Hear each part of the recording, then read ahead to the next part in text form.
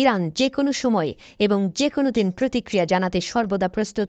তিনি নেতানিয়াহু প্রশাসনকে হুঁশিয়ার করে দিয়ে বলেছেন যে যে কোনো আক্রমণের জন্য ইরানের প্রতিক্রিয়া ১৪ এপ্রিলের মতোই নিষ্পত্তিমূলক এবং শক্তিশালী হবে। ইরান এ প্রতিক্রিয়ার মাধ্যমেই তার জনগণকে রক্ষা করবে এবং তাদের মর্যাদা ও সার্বভৌমত্ব রক্ষা করবে।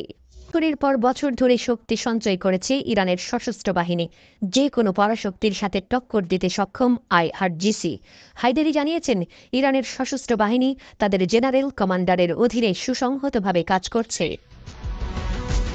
ইরানের নৌবাহিনী আরও এক ধাপ এগিয়ে ইসরায়েলকে শিক্ষা দিতে তারাও ওঁত পেতে রয়েছে। ইরানের নৌবাহিনীর deputy commander admiral Hamza Ali Kavani বলেছেন, ইরানের সশস্ত্র বাহিনী সর্বোচ্চ যুদ্ধের প্রস্তুতিতে রয়েছে।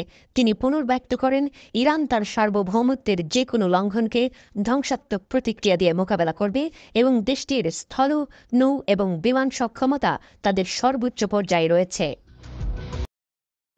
কাওয়ানি দেশের স্বাধীনতা ও সার্বভৌমত্ব বজায় রাখার দায়িত্বের উপর জোর দিয়ে প্রকাশ করেছেন, ইরানের নৌবাহিনী তার স্বার্থ রক্ষার জন্য ইরানের মুক্ত জলসীমায় উপস্থিত রয়েছে। কাওয়ানি বলেছেন, ইরানের সক্ষমতা অত্যন্ত ধ্বংসাত্মক এবং যে কোনো শত্রু যে আমাদের আক্রমণ করার কথা চিন্তা করে তারা এর জন্য অনুতপ্ত হবে।